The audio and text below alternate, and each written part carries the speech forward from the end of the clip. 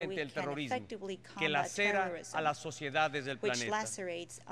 Necesitamos, además, que una ONU renueve sus esfuerzos en favor del desarme nuclear. Debemos impedir que más países o actores no estatales tengan al alcance esta capacidad destructiva y también exigir a los que ya la tienen que reduzcan y eliminen su aumento. Si queremos un mundo más seguro, nadie debe utilizar o amenazar con usar el poder nuclear para poner en riesgo la supervivencia misma de la humanidad. Respecto a la agenda de desarrollo, ahora que se aproxima la fecha para definir los objetivos de desarrollo sustentable, necesitamos unas Naciones Unidas con una visión más amplia del bienestar de las personas. La Agenda de Desarrollo post-2015 debe reconocer que la pobreza no se determina únicamente por un ingreso insuficiente, sino también a partir de las demás carencias que impiden el desarrollo personal y colectivo. Consideramos además que uno de los ejes rectores de esta agenda debe ser la inclusión económica y social. Las Naciones Unidas también requieren poner al día su compromiso con los derechos de las niñas y niños y adolescentes, atendiendo las nuevas problemáticas que amenazan su integridad. Debemos iniciar una acción conjunta a nivel mundial para combatir el acoso escolar o psicológico como el bullying, al tiempo que reforzamos los valores entre nuestra infancia y juventud.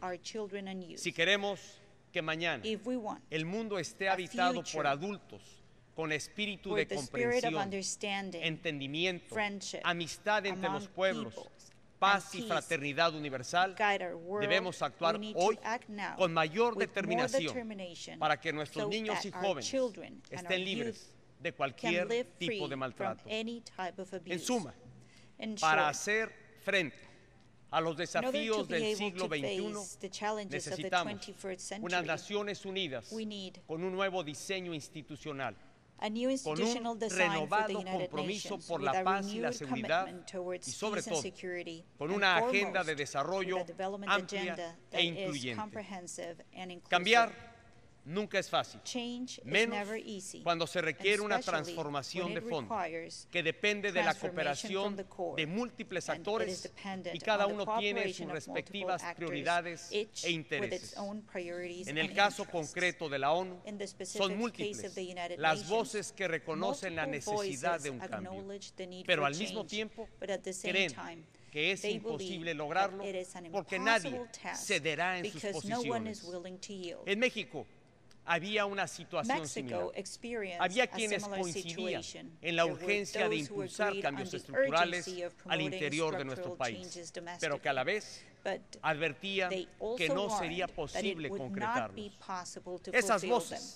Esas voces aseguraban que las fuerzas políticas y el gobierno de la República no podríamos ponernos de acuerdo para transformar a nuestra nación.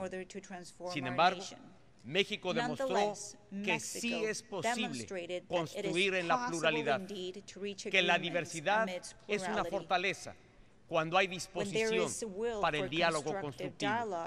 La base para lograrlo fue el Pacto por México, un acuerdo en donde se plasmaron compromisos esenciales para impulsar una amplia agenda de reformas en distintos ámbitos de la vida nacional.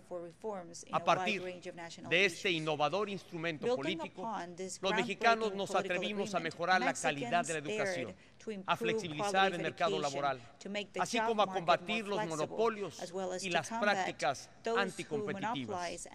Nos atrevimos a modernizar el sector de las telecomunicaciones, a ampliar la oferta de créditos y reducir su costo, a fortalecer las finanzas públicas y a iniciar un nuevo modelo de desarrollo energético para el país. Los mexicanos dialogamos y acordamos la renovación de nuestras instituciones políticas y electorales, lo mismo que de nuestro sistema de justicia y de transparencia. Los mexicanos decidimos transformarnos. Estos profundos cambios se habían pospuesto durante décadas en México, porque ningún partido político ha tenido la mayoría legislativa en el Congreso en los últimos años. Sin embargo, a partir del diálogo y los consensos, fue posible concretarlos en tan solo 20 meses. ¿Cuál fue la principal diferencia con el pasado? Precisamente la voluntad de toda una nación que se atrevió a cambiar. México actuó con decisión y audacia. Se atrevió a transformarse y a ponerse en movimiento. Con base en esta experiencia, estoy convencido de que la Organización de las Naciones Unidas también puede cambiar. Señoras y señores, a casi 70 años de su fundación, las Naciones Unidas deben evolucionar como lo ha hecho el mundo. Sé que no será fácil construir consensos para lograrlo, porque se tendrán que romper inercias y cambiar paradigmas. Pero también sé que aquí existe el talento, la visión y la audacia para conseguirlo. Es tiempo de construir una nueva organización de las Naciones Unidas para un nuevo siglo. Esto exigirá de todos los estados voluntad para escuchar, dialogar, tolerar e incluso disposición para ceder. Pero al final de este proceso, el mundo contará con una organización de las Naciones Unidas más eficaz, que trabaje con éxito en favor de la paz y el desarrollo del planeta. Mi país está dispuesto a ser parte activa de esta transformación. Está decidido a evolucionar con las Naciones Unidas. México apoya y valora las operaciones para el mantenimiento de la paz, instrumento de la ONU que ayuda a los países a superar conflictos y crear condiciones para una paz duradera mediante acciones de reconstrucción, asistencia humanitaria y seguridad. Por eso, México ha tomado la decisión de participar en las operaciones de mantenimiento de la paz de las Naciones Unidas, realizando labores de índole humanitaria en beneficio de la población civil. Nuestra participación será atendiendo a un mandato claro del Consejo de Seguridad y estará apegada a los principios normativos de política exterior establecidos en nuestra Constitución. Con esta determinación, México, como actor responsable, da un paso histórico en su compromiso con la Organización de las Naciones Unidas. El próximo año, esta institución cumplirá su 70 aniversario. Será una gran oportunidad para hacer de nuestra pluralidad un activo y una fortaleza para cambiar. Con la participación de todos, con el impulso y la audacia de los Estados miembros, las Naciones Unidas pueden transformarse en beneficio de toda la humanidad. Muchas gracias.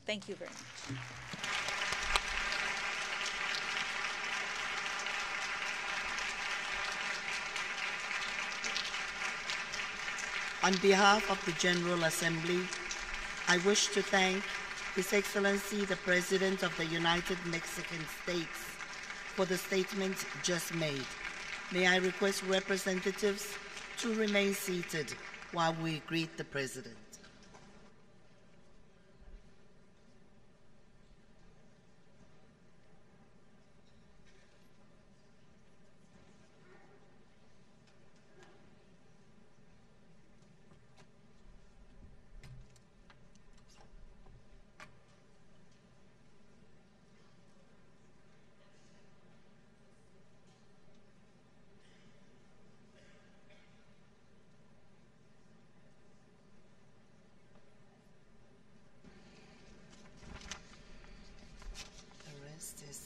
Finland. The Assembly will now hear an address by His Excellency Sauli Niinisto, President of the Republic of Finland. I request protocol to escort His Excellency.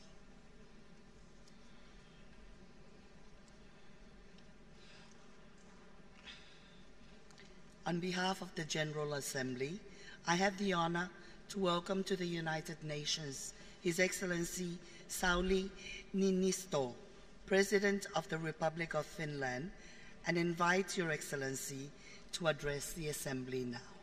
Thank you.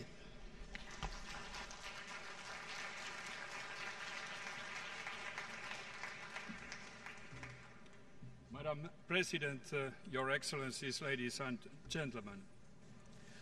Madam President, the events of the past months fill us with sadness. We have entered another grim era of conflicts. What has happened in Ukraine and in Syria and Iraq illustrates this. The core values and rules the United Nations is based on have been violated. The crisis in Ukraine has a deep impact on the security of Europe.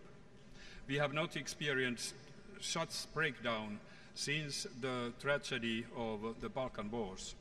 But I want to stress that Ukraine is not only a question limited to Europe. This should, and eventually will, concern all of us.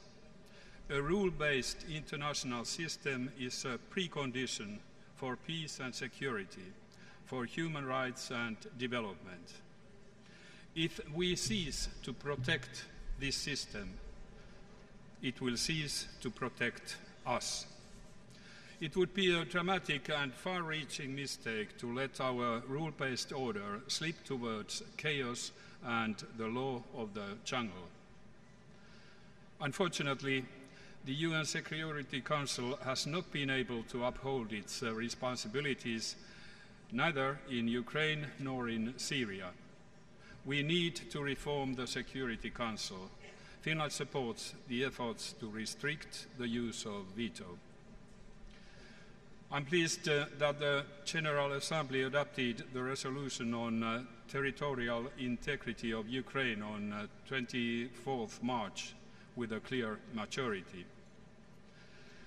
Yet the voice of this important body should have been even stronger, condemning Russia's actions and charting a way towards ending violence and restoring peace. When the territorial integrity of a member state is violated and it loses control over a part of its own area through an illegal annexation, the member state should be able to turn to the United Nations for justice and remedy. De-escalation in Ukraine can't happen without Russia's active steps. Russia should control its border and prevent the flow of arms and fighters, and thereby contribute to stabilization of the situation in eastern Ukraine. There can be only a political solution to this crisis. We have currently seen some steps towards this, but a lot still remains to be done. Madam President, as the Secretary General has reminded us, the international community must not abandon the people of Syria. We can't forget those who have died or those driven from their homes, half of the population of Syria. 3 million Syrians have been received as refugees in the neighboring countries. The Syrian conflict can only be solved by political means. Finland continues to give its full support to the UN's Special Envoy to Syria. Women in Syria, as in other conflict-driven countries, must be included in the peace process. We welcome women's active efforts to strengthen their voices in Syria and elsewhere. The war in Syria has severely affected the security situation in the whole region. The geographic expansion of the ISIL organization with its horrendous terror is a byproduct of the conflict. This situation has serious consequences locally, regionally, and internationally.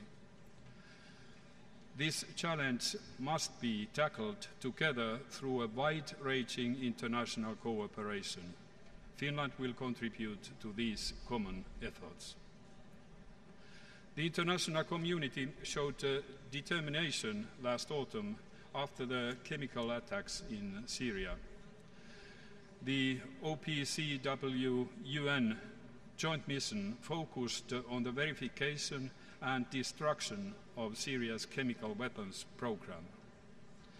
Finland has worked alongside the joint mission in this demanding operation. We must remain vigilant.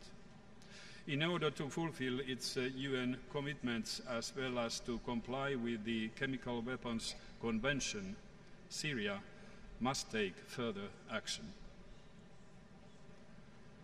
We must show that determination again.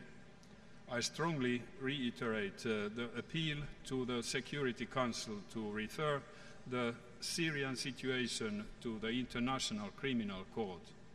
The ICC must be used when the national justice system is not able to deliver.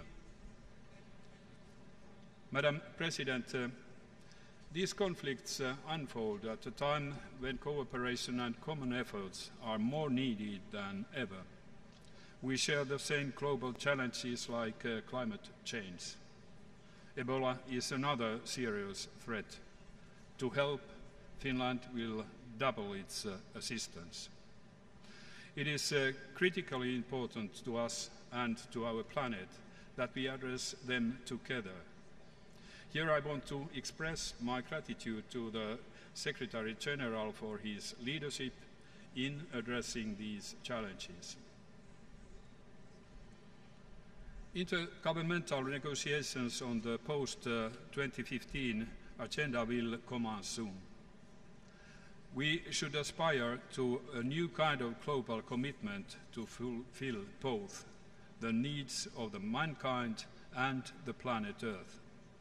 We owe this to our children and their children. To achieve sustainable development, we need clear objectives. We need to be able to monitor our commitments in all efficient way. All resources and means should be mobilized. We can't rely only on traditional resources anymore. Public funding for development still is important for the poorest and those affected by conflicts. But at the same time, domestic resource mobilization, innovation, trade and technology and investments must play a stronger role in sustainable development. Many countries of the global south enjoy a robust economic growth. This provides an opportunity to invest in tax systems, which in turn generates public resources for sustainable development. A just tax and redistribution policy is one of the most efficient ways to reduce inequalities and fight marginalization. Rule of law and fight against corruption play a huge role as well. I trust the Secretary General to be both visionary and concrete when setting the scene for the intergovernmental negotiations. This process will culminate next year in this very hall. The best way to celebrate the 17th anniversary of the United Nations is to adopt transformative commitments that set us on a path towards sustainable development. Madam President, I started by describing the grim state of international relations. My analysis is not an excuse for inaction, but a call to redouble our diplomatic efforts. We must act with determination and we must act now. Finland will support efforts to restore peace and prevent further damage to our rule-based international system. We must also aim high in addressing together the broader global challenges of climate change and sustainable development.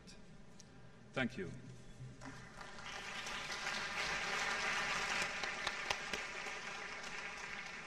En nombre de la Asamblea General deseo dar las gracias al presidente de la República de Finlandia por la declaración que acaba de formular.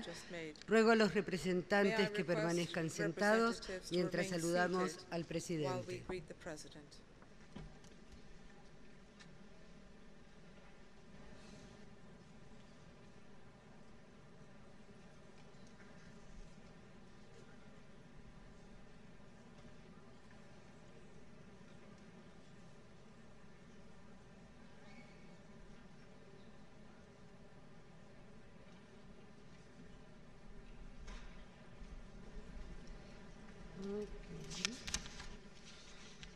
La Asamblea escuchará ahora un discurso del excelentísimo señor Susilo Bambang Yudhoyono, presidente de la República de Indonesia.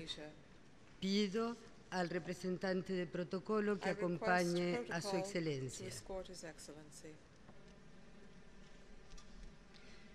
En nombre de la Asamblea General, tengo el honor de dar la bienvenida a las Naciones Unidas al excelentísimo señor Susilo Bambang Yudhoyono, presidente de la República de Indonesia, y lo invito a dirigirse a la Asamblea.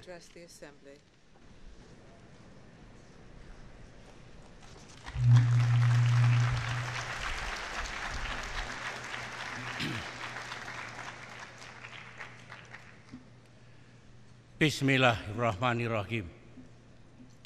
Madam President, Excellencies, ladies and gentlemen, it is a great honor for me to stand once again before this august body, the last time that I do so during my 2 terms as President of Indonesia. I could not agree more with the chosen theme of this session, delivering and implementing transformative post-2015 development agenda. The theme, which is very much in line with work of the high-level panel I was privileged to co-chair. In the past 15 years, the international community has embarked on an ambitious grand project for humanity, the Millennium Development Goals. Our hard work over the years has produced achievements which include breakthrough in combating poverty, increasing school enrollment, and improving public health. These achievements are encouraging and in some instances inspiring. But humanity as a whole have not achieved all the MDGs target. Successes are uneven. They differ between regions. They differ within regions, and they even differ within countries. We have come a long way, yet we still have a long way to go. For those who made it and those who are yet to make it, I learned one best lesson. The most important drivers of change lies in governance. Not just good governance, but smart governance. Smart governance usually involves innovative leadership and active public participation. Without at least these 2 elements, all the hard work we put in will not produce desired result. And with smart governance, nations can go beyond their potential and leapfrog over others ahead of them. In Indonesia, beyond our wildest imagination, we have managed to increase our national income per capita by 400% within just a short decade. The quest for MDGs over the last 15 years have also reinforced the need for a more robust global partnership. There were certainly plenty of actions, but somehow our work in the World Trade Organization and the post-Kyoto climate in reforming the global financial architecture, in reforming the United Nations, and many others have proved to be painstakingly slow. As we set forth a new global agenda for development, I believe we can draw on years of trial and error to become more acutely aware of the promise and pitfalls of development, of what we want and what we do not want.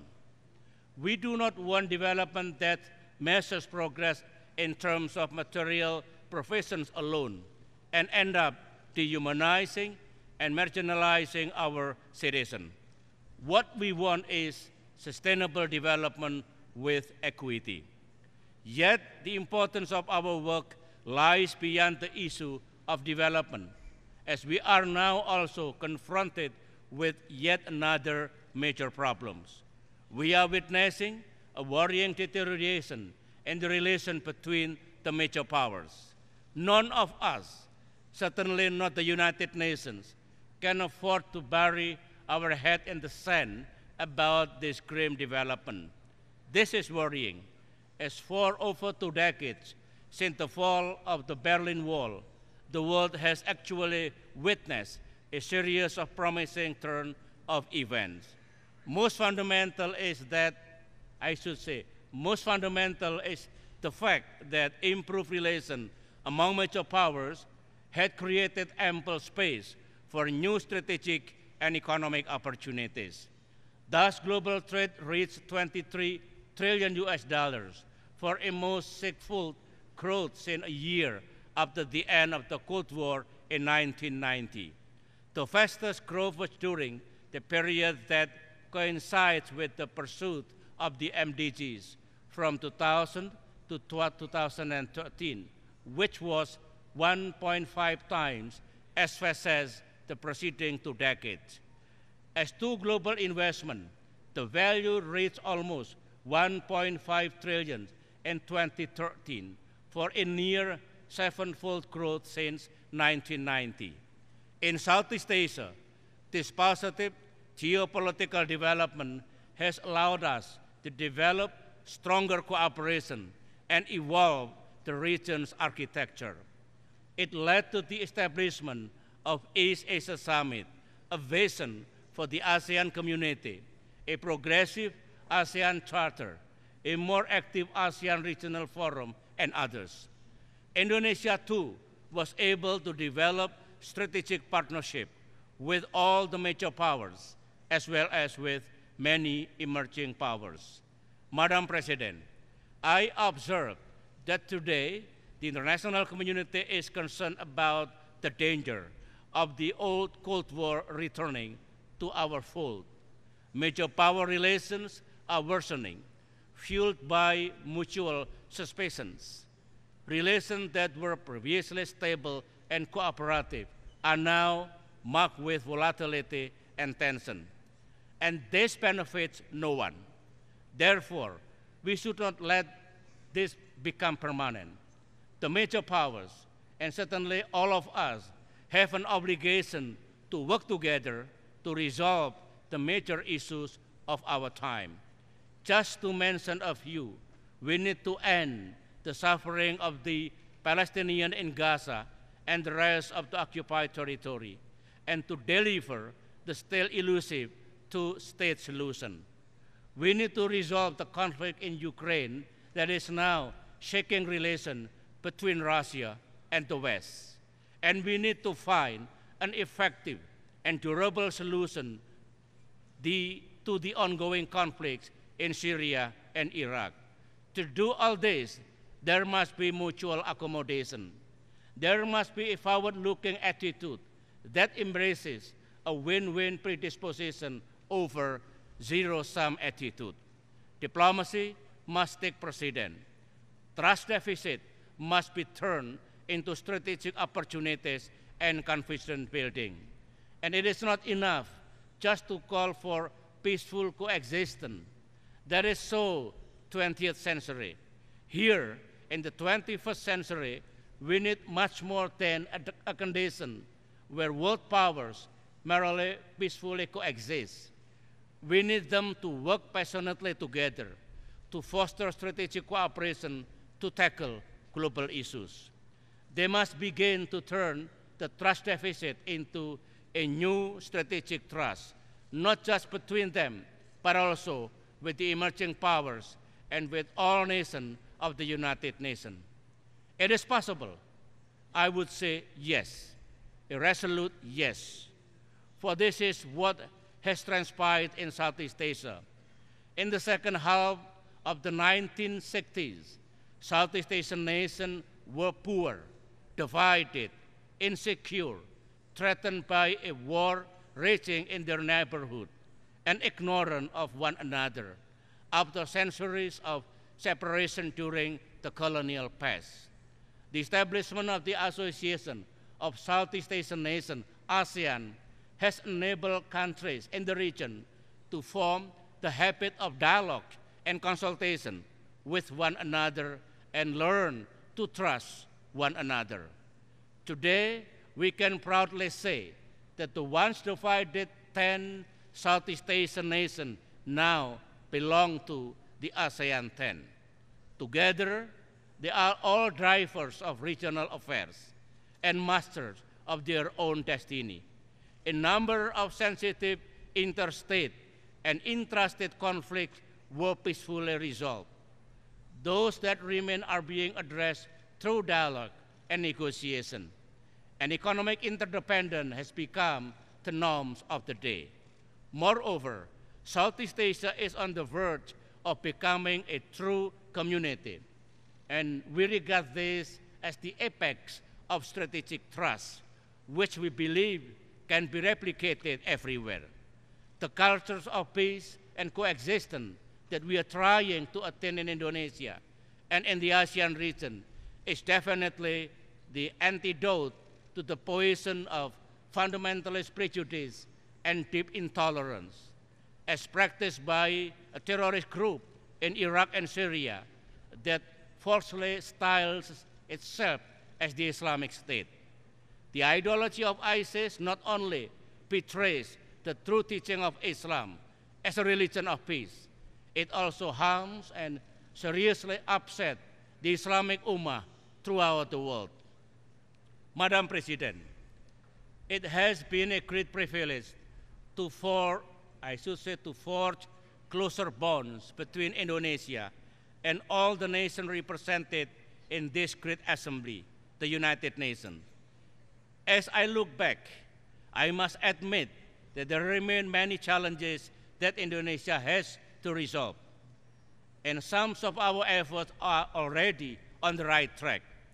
In a world desperately grappling with climate change, we are progressively and boldly applying a moratorium on deforestation, our important contribution of reducing carbon emission. In a world of economic uncertainty, we have increased our national income per capita by 400% within just a short decade. In a world witnessing rising extremism, Indonesia continues to hold firm to the values of freedom, tolerance, moderation, and multiculturalism that form the basis of our nationhood. In a world still burdened by insurgencies, we have managed to find a permanent peaceful political solution to end the 30-year conflict in the Aceh province. In a world marked by turbulent transition in the Middle East, we have shown time and again to our people and to the world that in Indonesia, democracy, Islam, modernity, and human rights go together. In a world often stigmatized by the past, Indonesia has opened a whole new chapter of peaceful relations with Timor-Leste, peace on equality and mutual respect. And in a world where territorial disputes often erupt into open conflicts, Indonesia has continued to peacefully resolve one by one overlapping maritime borders with Vietnam, with the Philippines, with Singapore, and others. Madam President, the Indonesian experience and Southeast Asia's experience underscore the dawn of a new age of globalism for the 21st century, a world which openly embraces change as opposed to being intimidated by it. What the world so desperately needs today is the pioneering spirit, the boldness to break old boundaries and create new frontiers. Given this spirit, I believe humankind can overcome the challenge of climate change, conquer poverty, and eradicate social injustice, hasten the global economic recovery, and create a culture of peace among all faiths, including the Abrahamic faith. And with this spirit, we can hopefully end the cycle of violence, hatred, fear, and humiliation that has made so many conflicts around the world seem intractable for decades and centuries. In saying this, I am neither a utopian nor a blind idealist in understanding international relations. But I do believe that with strong commitment and political will, we can make the impossible possible. As we say in Indonesia, di mana ada kemauan, di situ ada jalan. Where there is a will, there is a way. We must push the frontiers. Thank you. Thank you. We must push the frontiers of nationalism into new globalism, where we can devise solutions to national, regional, and global issues all at the same time. A new globalism where no nation is left behind and no nation dominates, where rights are protected and responsibilities are met. In a world of new globalism, wars are unthinkable. In the first place, wars are fought because nations play the zero-sum game where winners take all and losers weep. The game of us against them, where us must win and them must lose, and winners today are losers tomorrow. Let me conclude by saying that now is the time for all of us to get into the serious business of building a new world of peace, prosperity, and justice. The business of making everybody a winner by creating and nurturing the new we, the all-inclusive new we, the new we that leaves no one behind. I thank you.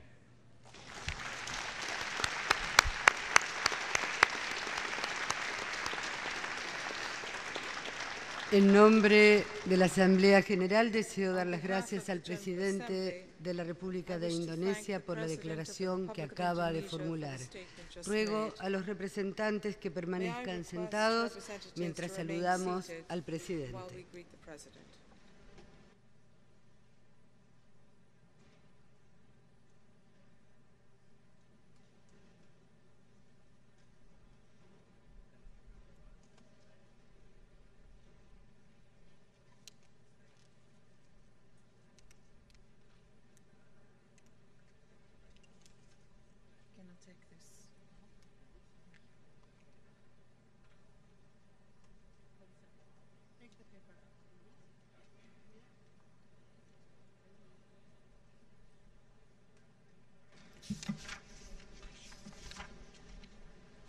La Asamblea escuchará ahora un discurso de la excelentísima señora Cristina Fernández de Kirchner, presidenta de la República Argentina. Pido al representante de protocolo que acompañe a su excelencia.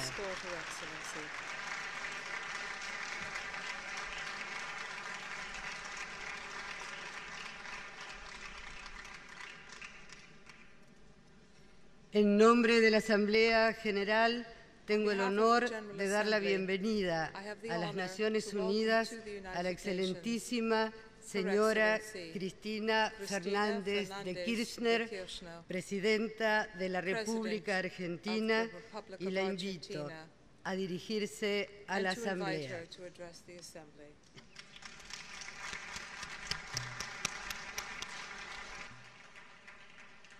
Señora Presidenta, querida compatriota, señoras y señores jefes y jefas de las distintas delegaciones que conforman Naciones Unidas, quiero dirigirme a ustedes en un momento muy particular, no solamente del mundo, sino también de mi país. Quiero comenzar reflexionando sobre las palabras con que abrió esta Asamblea número 69 su secretario general, el señor Ban Ki-moon.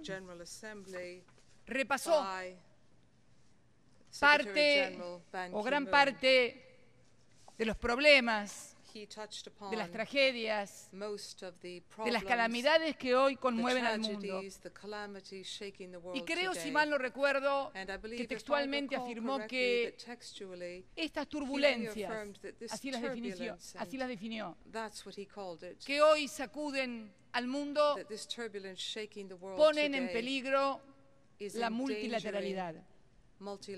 Yo creo sinceramente que gran parte de los problemas que hoy tiene el planeta, en lo económico y financiero, en materia de terrorismo y de seguridad, en materia de fuerza e integridad territorial, en materia de guerra o de paz, se debe precisamente a lo contrario, a la ausencia de una multilateralidad efectiva, concreta y democrática. Por eso, quiero especialmente hoy comenzar agradeciendo y felicitando a esta Asamblea General por la sanción de la resolución número 68/304 que se produjera el pasado 9 de septiembre, por el cual se decidió por fin, por amplia mayoría de 124 votos positivos, abocarse esta Asamblea a la construcción de una convención multilateral que genere un marco jurídico regulatorio en materia de reestructuración de deudas soberanas de todos los países. Una tarea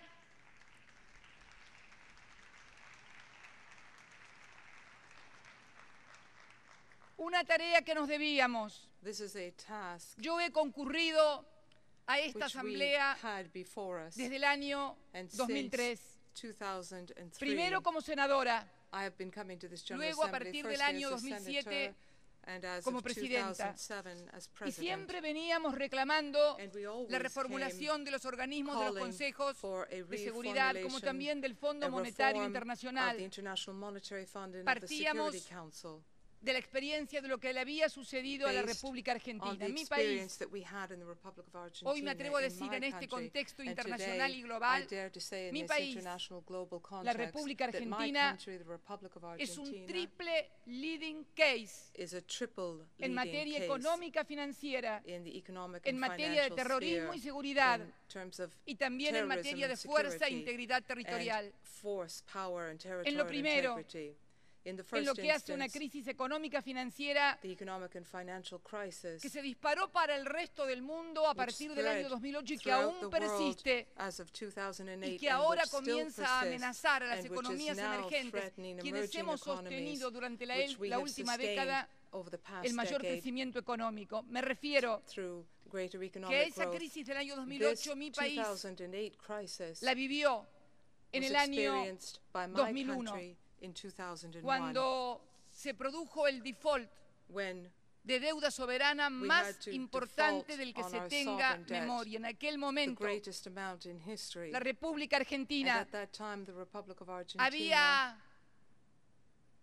había logrado, con la anuencia también de los organismos multilaterales, porque cuando se debe, señores, el 160% del PBI, la culpa no es solamente del deudor, sino también de los acreedores. Y desde la dictadura del 24 de marzo de 1976, pasando por la etapa del neoliberalismo, en la cual la Argentina era presentada como una alumna directa en las asambleas del Fondo Monetario Internacional, finalmente acumuló una deuda sin precedentes que la hizo implosionar, no solo en términos económicos, sino también en términos políticos. Llegamos a tener 5 presidentes en una sola semana.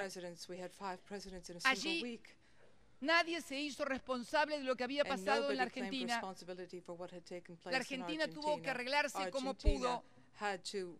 Y en el año 2003, un presidente que había llegado al gobierno únicamente con el 22% de los votos, a los pocos meses de asumir, se presentó en esta asamblea y sostuvo que era necesario generar un modelo de desarrollo y crecimiento para el país, para que el país pudiera hacer frente a sus deudas, porque sostuvo, en una metáfora más que interesante, que los muertos no pagan sus deudas y que es necesario que los países puedan vivir, desarrollarse y crecer para hacer frente a sus obligaciones. Pero también sostuvo que ese nivel de deuda, vuelvo a repetir, 160% del PBI, no era solamente responsabilidad del país, que asumíamos como país el haber adoptado políticas que nos habían impuesto, que asumíamos nuestra responsabilidad, pero que también pedíamos y pretendíamos que los organismos multilaterales como el Fondo Monetario Internacional y los propios acreedores que habían prestado a tasas usurarias en aquel momento, se les reconoció hasta el 14% en dólares a quienes depositaban en la República Argentina, también asumieran parte de la responsabilidad de ese endeudamiento.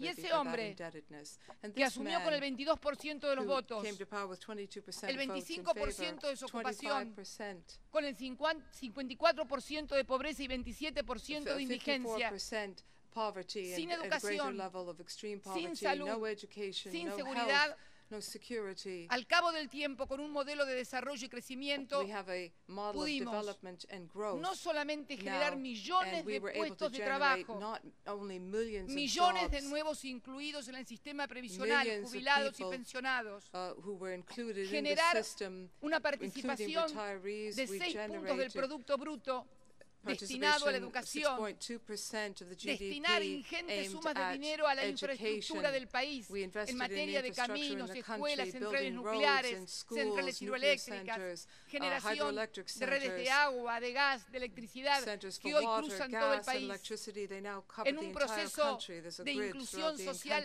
sin precedentes que nos hizo reducir la pobreza y la indigencia a un solo dígito, y que hoy el propio Fondo Monetario Internacional reconoce que el crecimiento económico realizado por la Argentina entre el año 2004 y 2011 es el tercero a nivel global en calidad de crecimiento, solamente superados por Bulgaria y por China, siendo en la región latinoamericana hoy el de mejor calidad de crecimiento y también el de mejor poder adquisitivo del salario de nuestros trabajadores y del mejor ingreso previsional.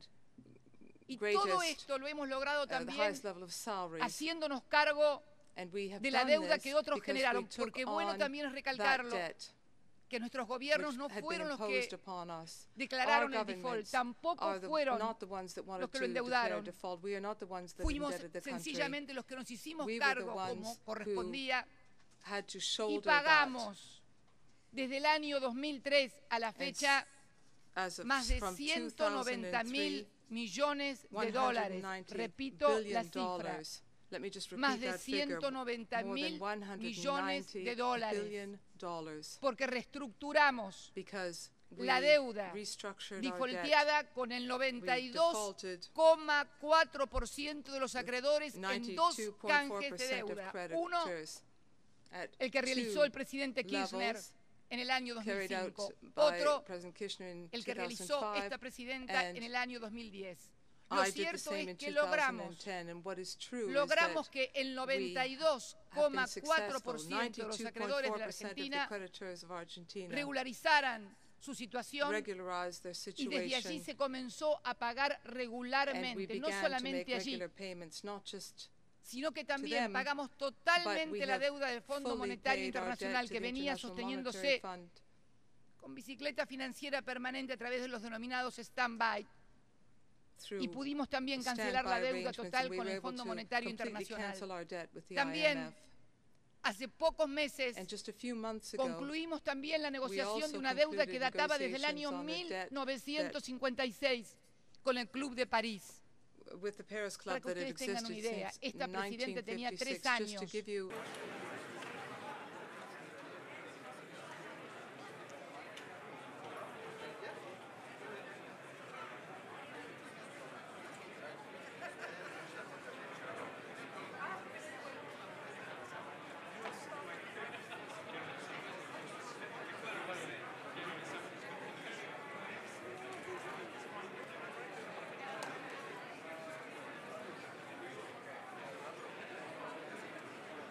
English booth, testing, English, English, testing 1, 2. Testing 1, 2, English. Any short? English, English, English. Testing English. Testing English again. 1, 2, English, English, English, English, English. English, English, keep talking English, keep talking in English, English, I'll get you gaff in a few seconds. Talking in English, English, English, talking in English. 1, 2, keep talking. 1, 2, 1, 2, 1, 2, 1, 2, 1, 2, 1, 2, talking, talking. Talking, talking, talking, talking, talking. Hey, hey, hey, hey, hello, hello, hello. Testing 1, 2, 1, 2, 1, 2 in English. This is English interpretation. Talking 1, 2, 1, 2, 1, 2. Okay. Check this one, please. What it is, it's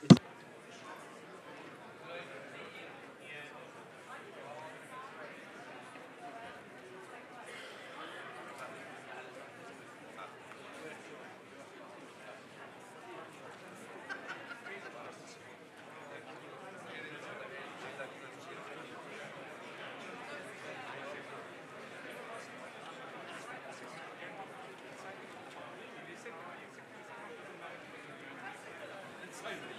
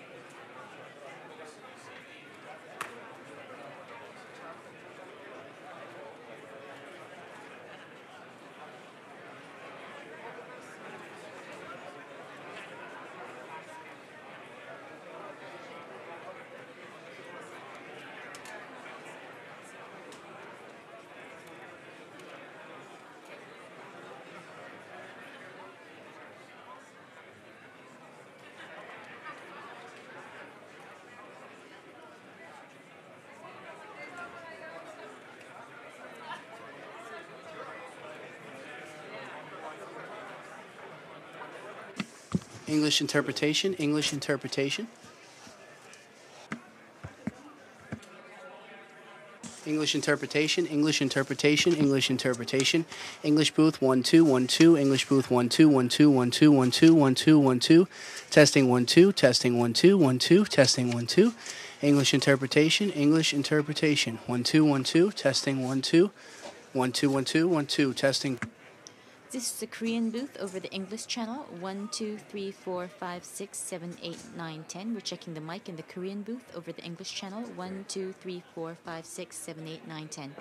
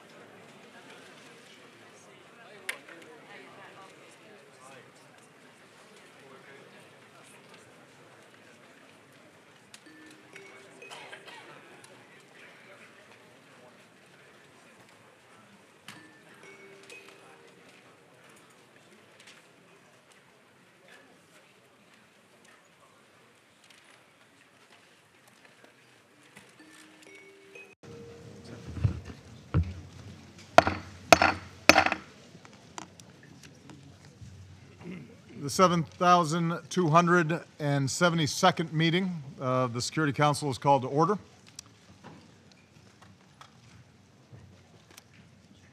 The provisional agenda for this meeting is threats to international peace and security caused by terrorist acts, foreign terrorist fighters.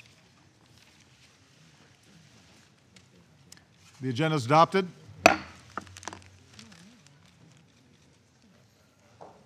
I wish to warmly welcome the distinguished heads of state and government, Secretary General, ministers, and other distinguished representatives present in the Security Council chamber. Your presence today underscores the importance of the subject matter under discussion. Before each of you is a list of speakers who've requested to participate in accordance with Rules 37 and 39 of the Council's Provisional Rules of Procedure, as well as previous practice of the Council in this regard. We propose that they be invited to participate in this meeting, and there being no objection, it is so decided. The Security Council will now begin its consideration of item 2 of the agenda. Members of the Council have before them document S 2014-688, the text of a draft resolution submitted by 101 member states. The full list of co-sponsors of the resolution will be reflected in the official record of this meeting.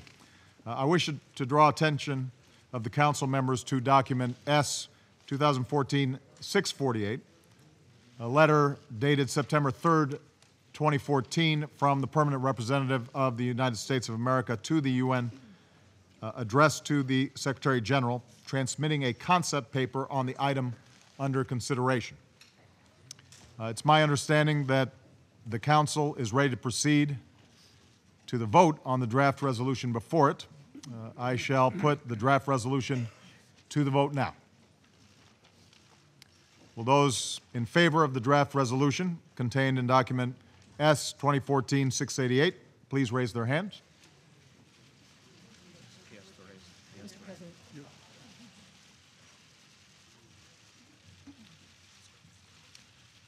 The results of the voting is as follows. The draft resolution received 15 votes in favor. The draft resolution has been adopted unanimously as Resolution 2178, dated 2014. I now give the floor to the Secretary General, His Excellency, Mr. Ban Ki-moon. Thank you, Mr. President, and I congratulate on your presidency of the Security Council this month. Distinguished heads of state and government, honorable ministers, excellencies, ladies and gentlemen. President Obama, thank you for your leadership in convening this Security Council summit. This is the second time that you have presided over this council on a matter with grave implications for international peace and security. The world is witnessing a dramatic evolution in the nature of the terrorist threat. In the last year, terrorist attacks have killed, maimed, and displaced many thousands of civilians, the vast majority of them Muslims, from Afghanistan to Somalia to Nigeria, from Iraq to Libya to Mali. These attacks have been carried out by violent extremists who thrive in conditions of insecurity and injustice, fragility, and failed leadership. These groups ruthlessly hijack religion to control territory and vital economic resources. They brutalize women and girls. They target and slaughter minorities. They are the enemies of faith. As Muslim leaders around the world have said, groups like ISIL or Daesh have nothing to do with Islam, and they certainly do not represent a state. They should more fittingly be called the un-Islamic non-state. Yet these groups have become a magnet for foreign terrorist fighters who are easy prey to simplistic appeals and siren songs. The United Nations Al-Qaeda Taliban monitoring team estimates that more than 13,000 foreign terrorist fighters from over 80 member states have joined ISIL and the al-Nusra Front. This growing phenomenon of foreign terrorist fighters is a consequence, not a cause, of the conflict in Syria. A long period of upheaval and, until recently, unresponsive leadership in Iraq, coupled with outrageous human rights abuses in Syria, have created a hothouse of horrors.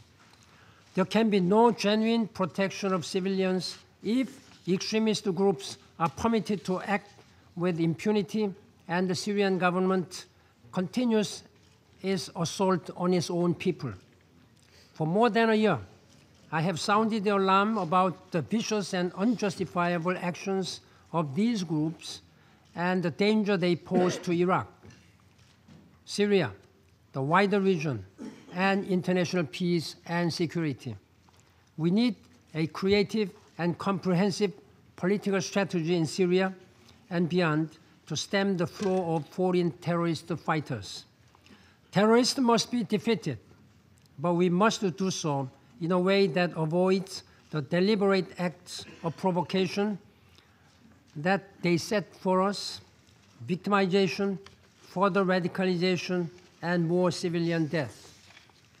Eliminating terrorism requires international solidarity and multifaceted approach.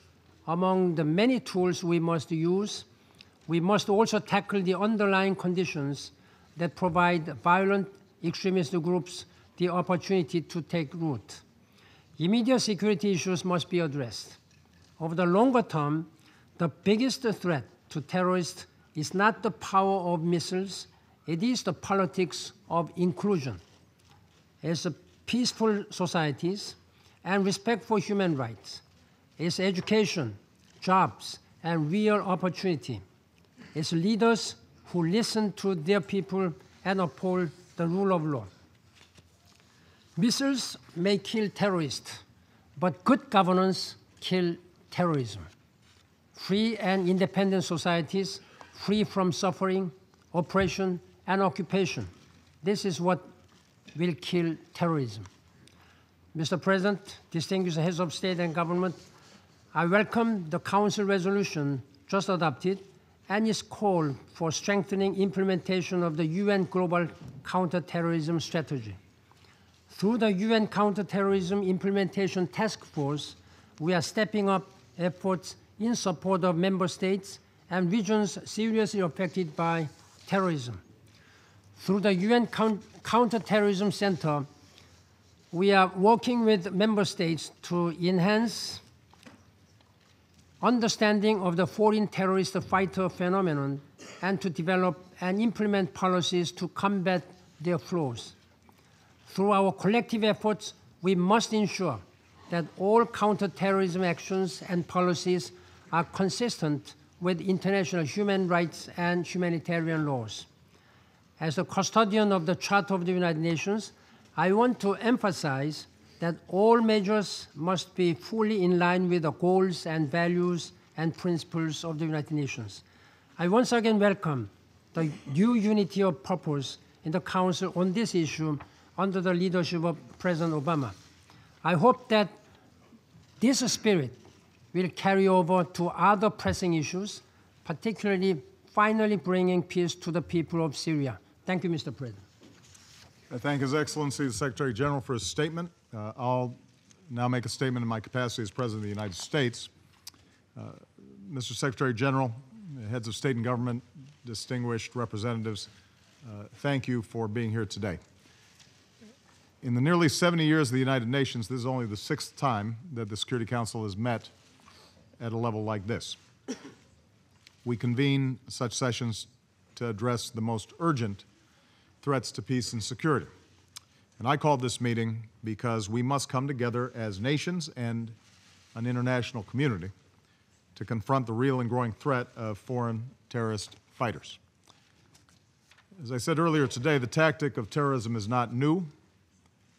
So many nations represented here today, including my own, have seen our citizens killed by terrorists who target innocents. And today the people of the world have been horrified by another brutal murder of Hervé Goudel by terrorists in Algeria. President Hollande, we stand with you and the French people, not only as you grieve this terrible loss, but as you show resolve against terror and in defense of liberty. What brings us together today, what is new, is the unprecedented flow of fighters in recent years to and from conflict zones, including Afghanistan and the Horn of Africa, Yemen, Libya, and most recently, Syria and Iraq. Our intelligence agencies estimate that more than 15,000 foreign fighters from more than 80 nations have traveled to Syria in recent years. Many have joined terrorist organizations such as al-Qaeda's affiliate, the Nusra Front, and ISIL, which now threatens people across Syria and Iraq. And I want to acknowledge and thank Prime Minister Abadi of Iraq for being here today. In the Middle East and elsewhere, these terrorists exacerbate conflicts. They pose an immediate threat to people in these regions. And as we've already seen in several cases, they may try to return to their home countries to carry out deadly attacks. In the face of this threat, many of our nations, working together and through the United Nations, have increased our cooperation. Around the world, foreign terrorist fighters have been arrested, plots have been disrupted, and lives have been saved.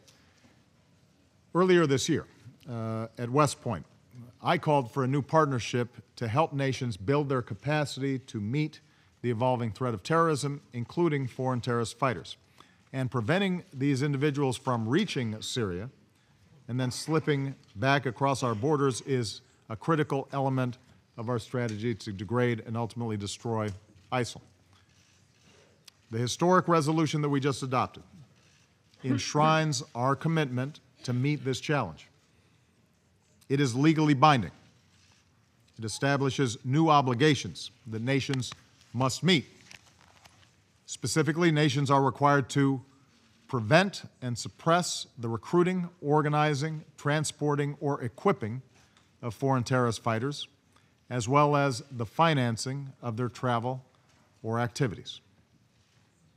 Nations must prevent the movement of terrorists or terrorist groups through their territory and ensure that their domestic laws allow for the prosecution of those who attempt to do so.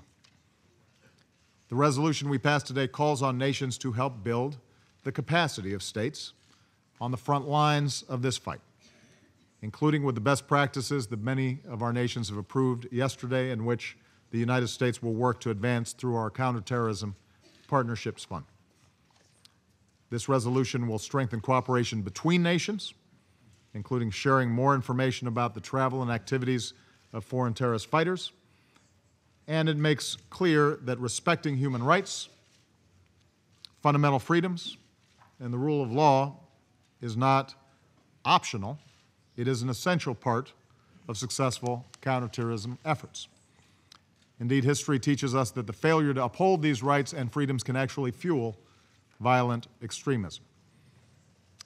Finally, this resolution recognizes that there is no military solution to the problem of misguided individuals seeking to join terrorist organizations, and it therefore calls on nations to work together to counter the violent extremism that can radicalize, recruit, and mobilize individuals to engage in terrorism. Potential recruits must hear the words of former terrorist fighters who have seen the truth. The groups like ISIL betray Islam by killing innocent men, women, and children, the majority of whom are Muslim. Often it is local communities, families, friends, neighbors, and faith leaders that are best able to identify and help disillusioned individuals before they succumb to extremist ideologies and engage in violence.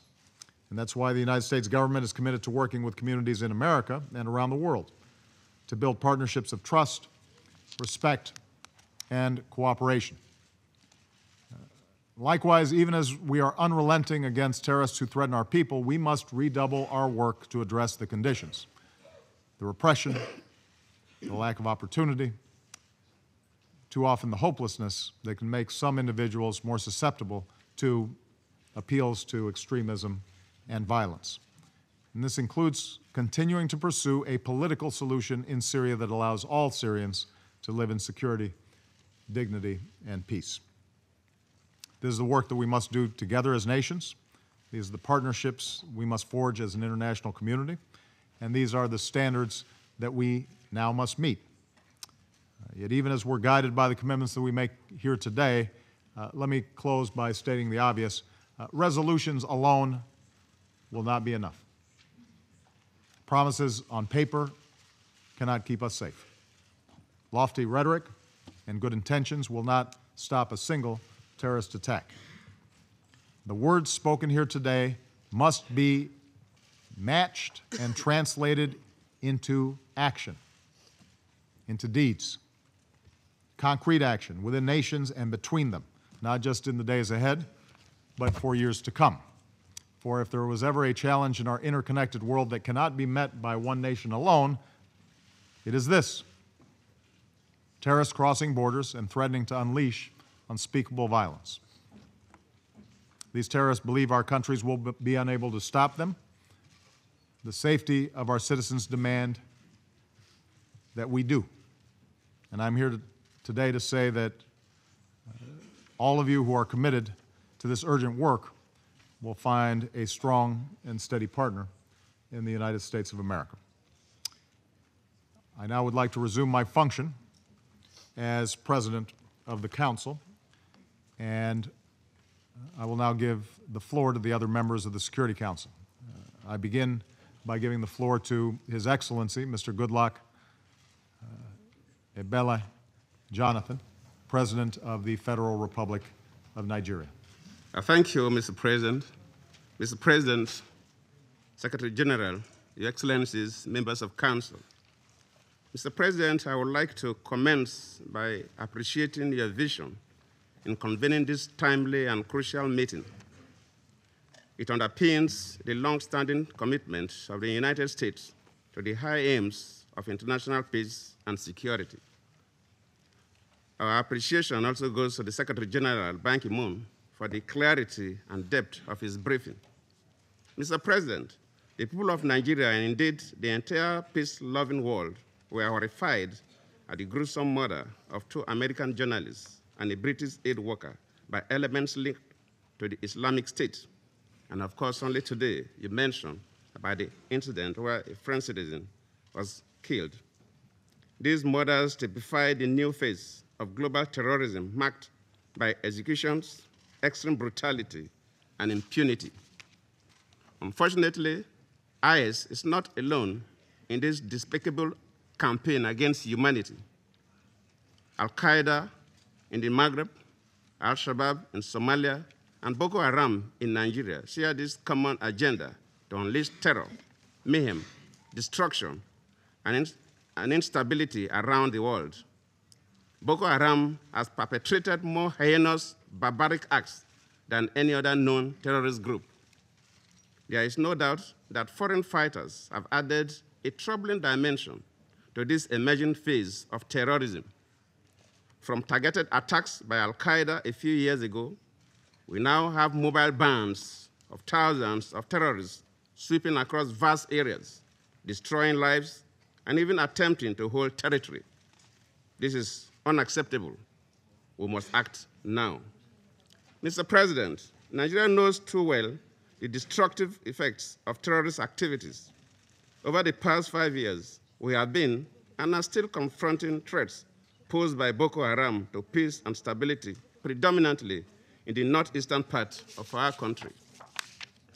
The costs are high. Thousands of innocent people have been killed, whole communities razed, and hundreds of persons kidnapped, the most prominent being the mindless kidnap of innocent daughters from Chibok Secondary School in Borno State, northeast Nigeria. Mr. President, as daunting as the challenge may be, we have faced it with unrelenting determination, mobilizing all the resources at our disposal to ensure that the scourge of terrorism is rooted out of our nation. In addition to our counterterrorism efforts, we have evolved initiatives to alleviate the plight of the population in the affected communities. These include a holistic effort through the Presidential Initiative for the Northeast, which is aimed at providing immediate relief and fast-tracking the infrastructural redevelopment of the region. It also has as a core goal an integrated effort at achieving the de-radicalization of potential terrorist recruits. In partnership with the private sector, we have also launched a victim support fund, which has already raised about $500 million in cash and pledges out of the expected minimum of $1 billion in direct support of the victims of acts of terrorism. This is in addition to the Safe School initiative championed by Mr. Gordon Brown, former British Prime Minister and currently the UN Special Envoy on Global Education. This initiative is being rigorously supported by Nigeria's federal government. Let me thank President Obama and the United States government for the Security Governance Initiative following the US-Africa Summit last August. I believe if expeditiously implemented, the initiative will enhance security on the continent. Mr. President, Your Excellencies, we must now capitalize on the commitment and evident determination of the Security Council to seek more innovative responses to the threat of terrorism, and in particular to the growing menace of foreign fighters. The Council should be concerned about the existence of sources of arming and funding terrorism. Evidence has shown that Boko Haram, for instance, is sourced largely from outside our country. We must also commit to ensuring that countries which are in the front line of this challenge receive adequate support from the international community. The resolution that we have adopted here today is a critical first step in mobilizing international action. Only by united action and firm resolve can we check this raging threat to humanity and also build the enduring structures that will resist their re-emergence. I thank you. I want to thank His Excellency President Jonathan for his statement. I would like to just acknowledge earlier I had indicated the presence of Prime Minister Abadi, and I think he hadn't actually walked in the room yet. He is now here, and we welcome him. And I want to acknowledge the arrivals of His Majesty King Abdullah of Jordan, as well as the President of Argentina, and we'll have an opportunity to hear from them soon, Christina. Next, I would like to give the floor to His Excellency Mr. François Hollande, President of the French Republic. Monsieur le Président, Monsieur le Secrétaire Général, President, Secretary General, Mesdames, Messieurs, chers collègues, ladies and gentlemen, dear je voudrais d'abord remercier like le Président Obama et l'ensemble des membres du Conseil de sécurité pour vous être associés à la peine du peuple français dans l'épreuve qu'il traverse. En effet, Hervé Gourdel était un ressortissant qui allait faire son loisir préféré de la montagne en Algérie, était retenu comme otage depuis dimanche et il a été assassiné dans des conditions effroyables puisqu'il a été décapité. Ce n'est pas la première fois que la France est touchée par des actes terroristes et elle n'y a jamais cédé. Elle en sort à chaque fois plus forte et plus solidaire. D'autres pays aussi ont été frappés par cette barbarie. Il y a encore quelques jours, deux Américains, un Britannique, ont été traités de la même façon, aussi cruelle. Et il n'y a pas de nationalité qui compte. Your nationality is not relevant. All victims of terrorism deserve respect and deserve us to pay tribute to them and to their memory. There is no religion that is important here. All victims are equal, unfortunately, in the face of the brutality of terrorism. Terrorism is nothing new. It's been with us for years. We've been facing it for years, but it has taken on another dimension, and it wants to conquer territory now. It wants to organize states. It wants to subjugate populations. It is attacking civilian populations, women, children. It has new names. It's no longer just called Al-Qaeda or but Boko Haram or Daesh. Daesh is the most recent incarnation of this terrorist folly. It is a new phenomenon in the sense that it wants to conquer, and also because it wants to bring on board a growing number of non-citizens to join its ranks to fight this fight. And it is drawing very often on young people of all nationalities, and not just, as it's very often said, those of Muslim backgrounds, even though Islam has nothing to do with this fight. None of our countries are safe from this threat. Wherever they are, there is the internet, which means that the networks can get organized. Every day, women and even children, men, women, and even children, whole families are leaving their home to join ISIL's fight, Daesh's fight, and this is a threat to our own security. Just now, President Obama referred to 15,000 foreign fighters. Amongst those 15,000, there are 1,000 French resident in France, Syria, or Iraq, and that figure has gone up 50% since the beginning of the year, and what is true for France is true for the whole of Europe. So our response must be a global response. It must be rapid, and it must be lasting. Firstly, we must adopt measures in each of our countries. France, from this point of view, has adapted its legislation, and a bill is being discussed in Parliament aiming to prevent the departure of individuals, to stop them departing when we have serious grounds to believe that they are departing the country for terrorist purposes. There is also a willingness to call into question terrorist propaganda on the internet, and sites that are calling for hate will be closed down. And finally, our legislation will be organizing a fight against the terrorist networks, because these foreign fighters do not leave alone. Go because they are part of some support network, and there are organizations that get them to the area of fighting. Moment très important avec l'adoption par le Conseil de sécurité d'une nouvelle résolution sous chapitre 7. Cette stratégie que nous avons définie est une stratégie mondiale pour lutter contre le terrorisme, en appréhendant pas simplement le phénomène des combattants étrangers, mais de toutes les filières qui amènent des jeunes ou des moins jeunes, mais souvent des très jeunes, à aller là où ils n'ont aucun intérêt à s'y rendre. Nous devons renforcer le dispositif juridique international, et cette résolution est aussi un message de fermeté et d'unité de la communauté internationale tout entière. Nous avons une menace commune, nous avons une réponse commune, elle est multiple, militaire, et nous avons les uns les autres à prendre nos responsabilités. La France l'a fait pour répondre aux demandes des nouvelles autorités irakiennes, et je salue le Premier ministre de l'Irak.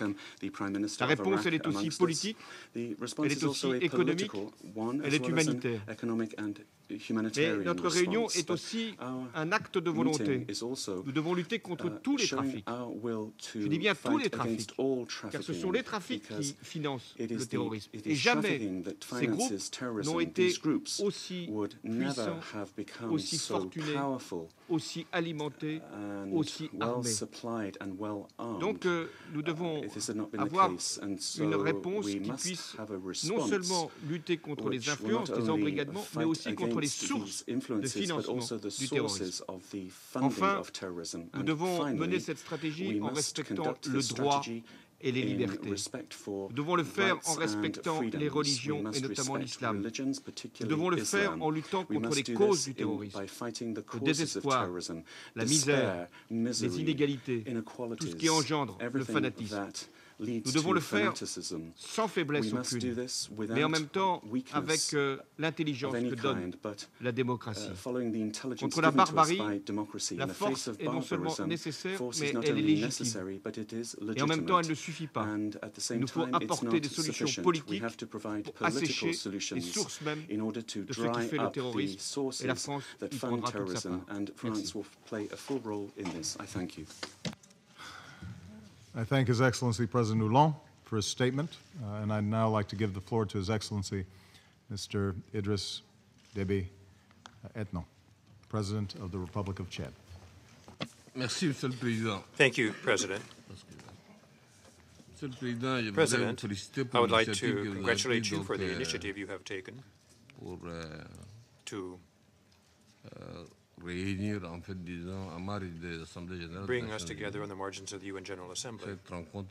This meeting is at high level, of course, and we also commend the fact that we have had a thorough resolution. My country, of course, was a co-sponsor. This resolution means that we are taking a new stage. This new step that's been taken will enable us to fight more effectively against the phenomenon that the entire planet is now facing today. Le terrorisme et l'extrémisme violent constituent assurément l'un des pires fléaux de notre époque. Le phénomène de combattants étrangers, que j'appelle l'international djihadiste du XXIe siècle, prend de l'ampleur et des proportions inquiétantes.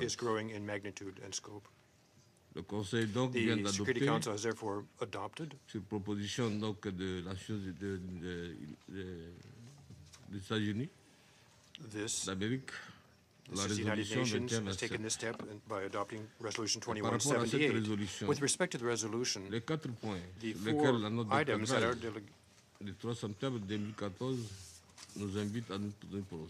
delegation would like to highlight are as follows. I would make 3 comments. La menace que constitue le phénomène de combattants étrangers, la situation et l'approche du Tchad face au phénomène en question, with respect to Chad, enfin, given this phenomenon, and lastly, violent, violent extremism and solutions aimed at eradicating them. Monsieur le Président, President, en ce qui concerne la menace, elle est globale et en constante évolution, car les combattants étrangers, en particulier dans le groupe terroriste, tels que l'État islamique en Irak et au Levant, le front al-Nusra,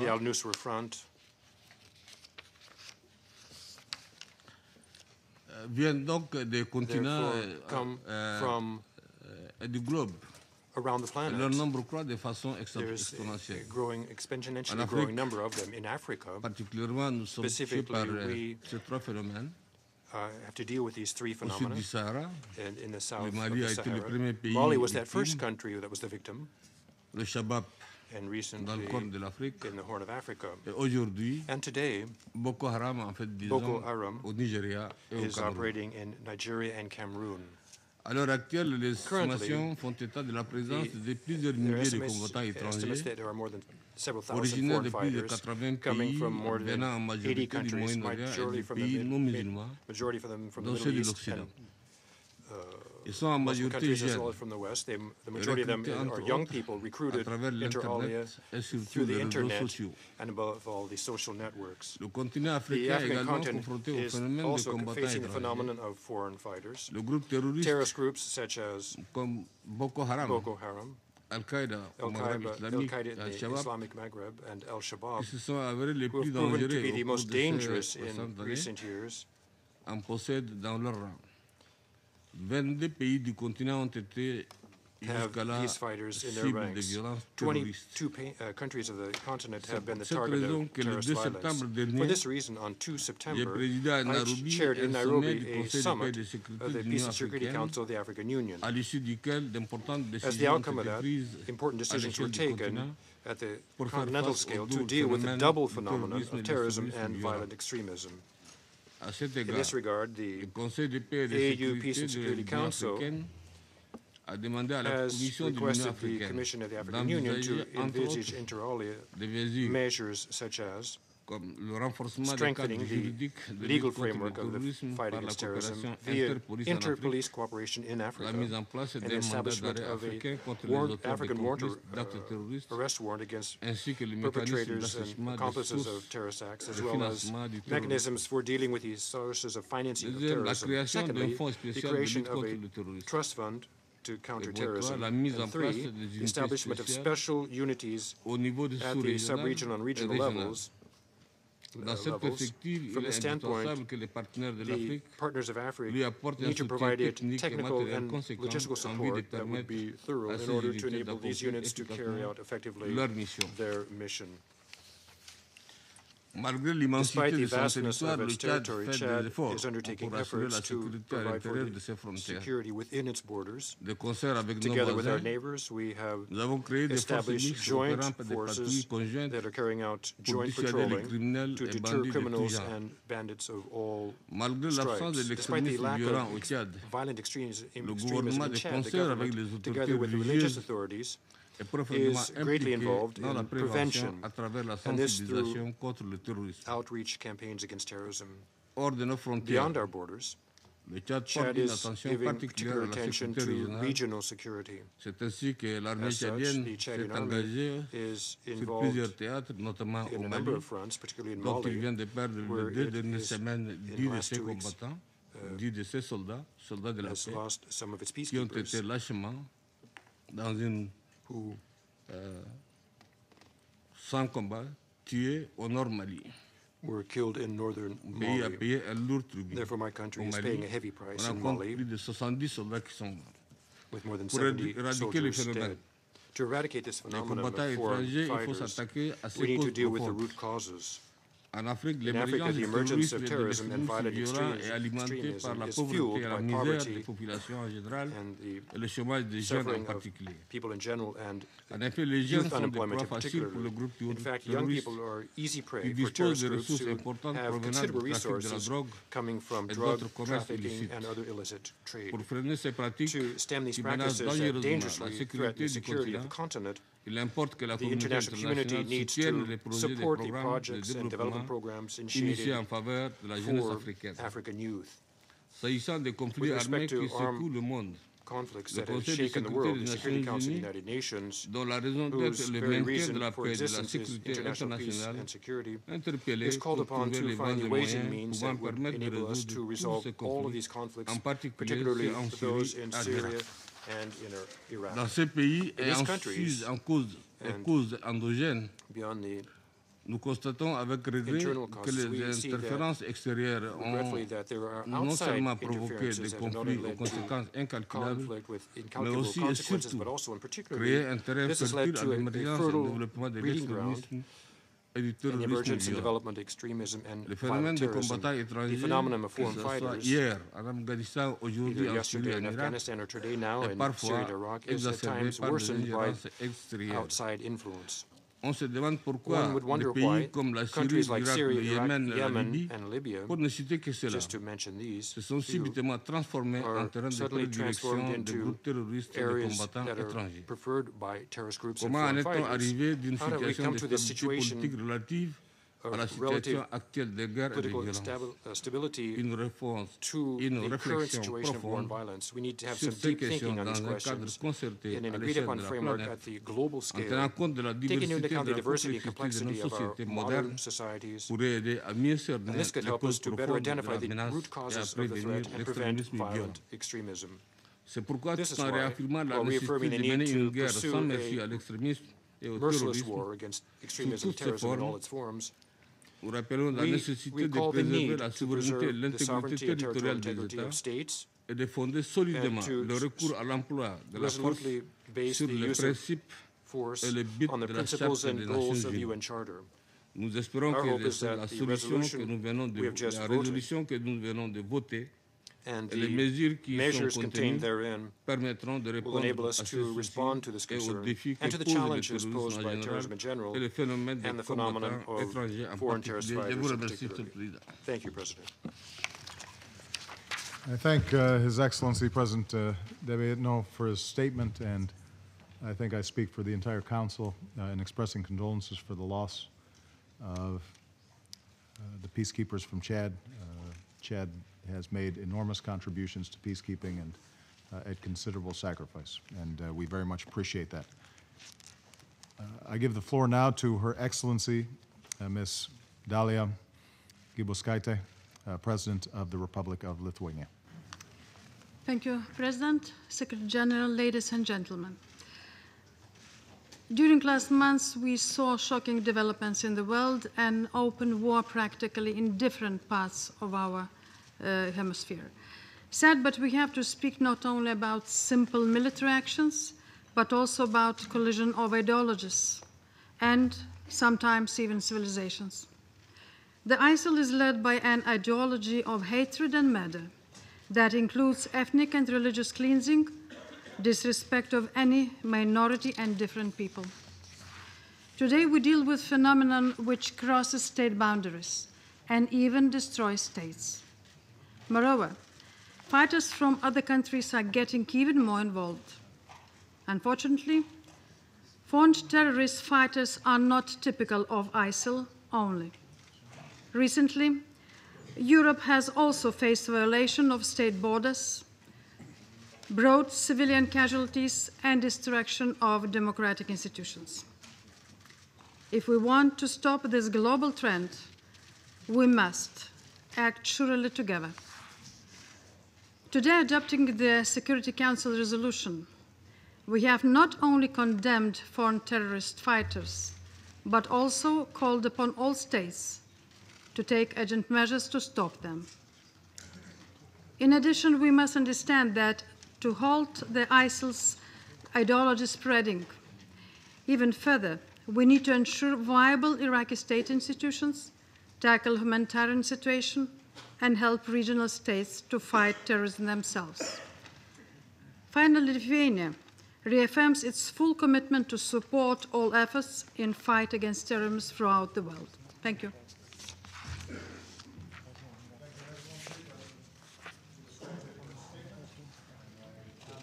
To Her Excellency, Ms. Cristina Fernandez de Kirchner, President of the Argentine Republic.